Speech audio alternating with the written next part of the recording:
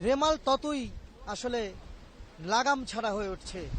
তো আমি এখন রয়েছি ভোলার চরপেশন যে উপজেলা রয়েছে, ভোলার সর্বদক্ষিণে একেবারে আপনার বঙ্গোপসাগরের লাগোয়া যে উপজেলাটি রয়েছে সেই উপজেলার মেঘনা নদীর বেতুয়া ঘাট এলাকায় আমি রয়েছি। তো এখানে আমি যদি আপনাকে একটু দেখাই যে আমার পেছনে যে নদীটি রয়েছে সেই নদীটি কিন্তু একেবারেই অশান্ত হয়ে উঠেছে।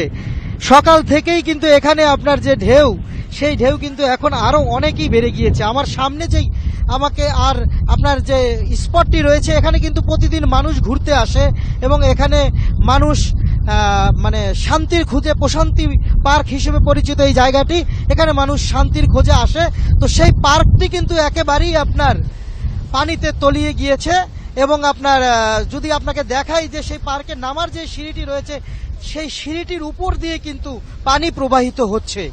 তো সবচেয়ে বড় কথা হচ্ছে যে এখানকার মানুষের মধ্যে কিন্তু যে এই যে এত বড় আতঙ্ক, একটি ঝড়ের মানুষকে নিরাপদ স্থলে যেতে বলা হয়েছে, তারা কিন্তু আসলে এখানে অনেকেই ঘুরতে এসেছে এবং তারা কিন্তু এই ঝড় কেমন সেটি দেখতে গেছে। আমি যদি দুই একজনের সাথে কথা বলি তাহলে তাদের কাছে জানতে চাইবো যে আসলে আপনি কেন এসেছেন এখানে এই ঝড়ের মধ্যে।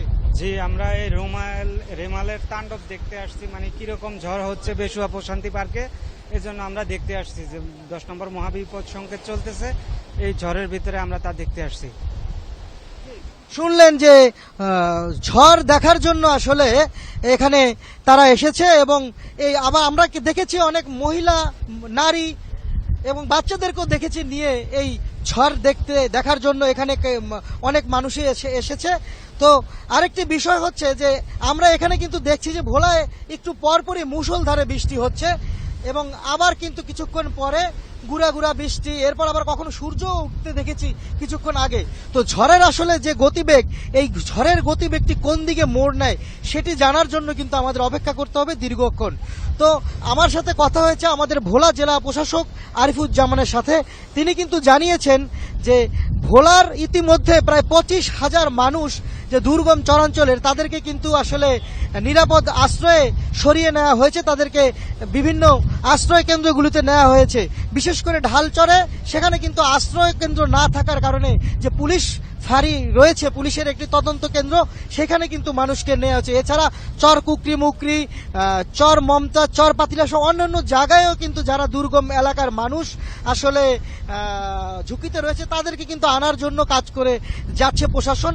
পাশাপাশি আমরা দেখেছি যে সিপিবির কর্মীরা কিন্তু মাইকিং করে জানাচ্ছে যে মানুষকে আসলে নিরাপদ স্থানে সরে যাওয়ার জন্য। তো এখন আমরা দেখছি ঢেউয়ের যে তোর সেটা কিন্তু আরো আগের তুলনায় বেড়ে গিয়েছে এবং এক একটি ঢেউ আসলে মানে কক্সবাজারের সমুদ্র সৈকত অথবা কুয়াকাটার মতোই মনে হচ্ছে যেন সমুদ্র সৈকতের মতো। এবং এই বিষয়টি দেখার জন্যই কিন্তু এখানে মানুষ ভিড় করছে।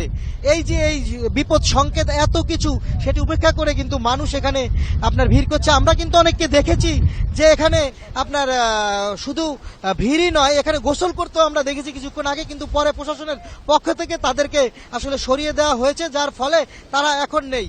তো আরেকটি বিষয় আপনাকে জানিয়ে রাখতে চাই যে ভোলা থেকে কিন্তু ইতিমধ্যে বাংলাদেশের সব জেলার সাথে যে নৌ যোগাযোগ ছিল সেই লঞ্চ চলাচল কিন্তু এবং ফেরি চলাচল বন্ধ করে দেওয়া হয়েছে, যার ফলে ভোলার সাথে কিন্তু এখন যে ভোলা তো একটি বিচ্ছিন্ন দ্বীপ, তো এই দ্বীপে আসলে মানুষকে অবশ্যই নদী পার হয়ে আসলে বাইরে যেতে হয়, দ্বীপের বাইরে। তো এই যে এই ঝড়ের কারণে কিন্তু মানুষ একেবারেই এখন বাংলাদেশের অন্য জায়গা থেকে বিচ্ছিন্ন হয়ে গেছে। তো এই ছিল আসলে ভোলা থেকে আমার কাছে এই ঘূর্ণিঝড় রেমালের সর্বশেষ তথ্য।